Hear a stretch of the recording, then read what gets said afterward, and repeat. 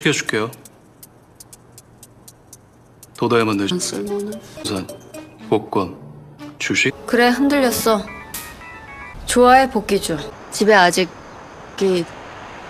나 구해준 사람 유품이 있어. 그분이 끼고 있던 반. 우선 이것부터 받고 귀주한테서 이에요.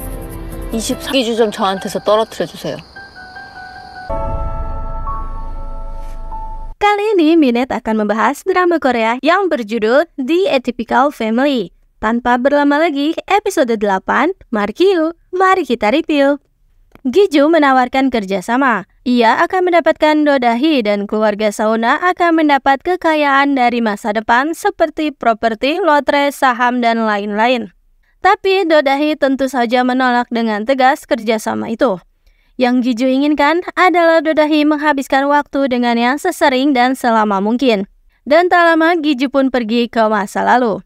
Ibu mendatangi Da-hee dan bertanya mengenai Do Da-hee yang selalu mengambil keputusan aneh.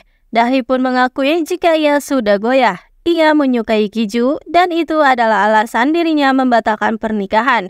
Jadi meminta bantuan ibu agar ia bisa melupakan Gi-ju. Dan besoknya Gi-ju mulai mengganggu lagi di sauna. Ia sudah seperti pekerja di sana dan tak ragu untuk makan bersama dengan keluarga penipu itu. Do Da-hee mulai mencari target pria lain lagi. Gi-ju pun mengikutinya. Do Da-hee dengan sengaja menunjukkan pada Gi-ju trik-trik penipuannya yang dulu. Trik itu pun dilakukan pada Gi-ju. Karena sudah gerah, Gi-ju pun maju dan memperkenalkan diri sebagai suami ketiga lalu menyeret Do Da-hee keluar. Do Da-hee masih belum kapok. Ia menunjukkan trik lagi pada seorang pria, tapi ternyata salah sasaran karena pria itu memiliki istri yang sangat galak. Gi-ju dan Do Da-hee pun melarikan diri. Karena sudah kesal, akhirnya Do Da-hee memasang tarif jika Gi-ju ingin bersama dengannya. Mereka lalu mendatangi kafe yang terakhir kali didatangi. Mereka pun berbincang dengan Do Da-hee yang terus berbicara dengan nada ketus. Sedang membicarakan kenangan-kenangan lama, tiba-tiba Gi-ju menghilang. Ia kembali ke masa lalu yang menuntunnya ke pemakaman ayah Do Da-hee. Dan melihat Do Da-hee dipaksa untuk menanggung seluruh hutang-hutang ayahnya oleh si ibu sauna. Gi-ju pun mendekat untuk menguatkan Do Da-hee yang tampak rapuh itu dan Do Da-hee remaja pun menangis. Bok-in sudah tak menutupi lagi kekuatannya. Ia merasa senang ketika membaca pikiran ayahnya yang ternyata seharian telah bersama Do Da-hee. Bok Dong-hee kini tahu jika yang sudah mencelakainya adalah Grace. Kebetulan Grace ada di sana, mereka pun kejar-kejaran lagi dan Dong-hee pun memberikan pelajaran pada wanita usil itu. Dong-hee bersedia memaafkan jika Grace mengembalikan keadaan pada semula. Jadilah Grace membantu Dong-hee untuk memikat kembali kekasihnya. Namun ternyata laki-laki itu memang dasar mata duitan.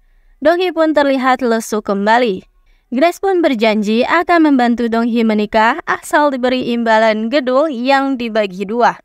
Ayah terkena masalah karena rasa frustasinya beliau jadi sering mendatangi sebuah bar ditemani seorang wanita. Namun ternyata suami wanita itu datang dan berniat menuntutnya. Dan kini Paman Sauna ikut menjaga kencan Gi-ju juga Do Da-hee. Paman Sauna mencoba berbagai cara untuk membuat Gi-ju bahagia. Karena ingin membuat Do Da-hee terkesan, Gi-ju pun menyeret si paman bahkan perjalanan hingga larut malam. Karena keluar kota hanya untuk membeli es serut kesukaan Do Da-hee. Namun tiba-tiba Gi-ju menghilang. Ternyata ia kembali ke masa lalu dan Do Da-hee pun menikmati es serut itu. Es serut itu ternyata memiliki kenangan tersendiri karena ketika SMA ia berniat mencuri makanan di sebuah toko roti. Tapi ada seorang nenek yang iba padanya karena tahu jika ia adalah korban kebakaran dan membelikan es serut itu. Dan Do Da-hee pun menangis. Do Da-hee akhirnya mengatakan jika ada barang kepunyaan pria yang sudah menyelamatkannya, yaitu sebuah cincin, meminta Gi-ju untuk mengembalikan ke keluarga senior Gi-ju itu. Dan untuk membayar Do Da-hee, Gi-ju memberikan nomor lotre yang akan menang. Ia meminta gunakan uang itu untuk membayar hutang-hutang pada ibu sauna, agar Do Da-hee bisa terlepas dari jeratannya. Paman menyaksikan sendiri, Gi-ju menghilang lalu tak lama kembali lagi. Ia pun menjadi syok. Bok-in dibully teman-temannya. Paman Sauna datang menyelamatkan. Dan setelahnya ia menjadi dekat dengan Paman Sauna karena main bersama. Nyonya Bok memanggil Dodahi untuk memberikan mobil sebagai kompensasi menjauhi Giju.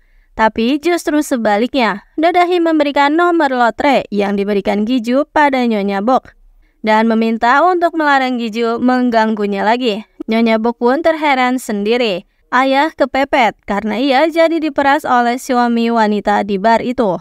Melihat istrinya tertidur pulas dan sedang memegang nomor lotre, ia pun diam-diam mengambilnya.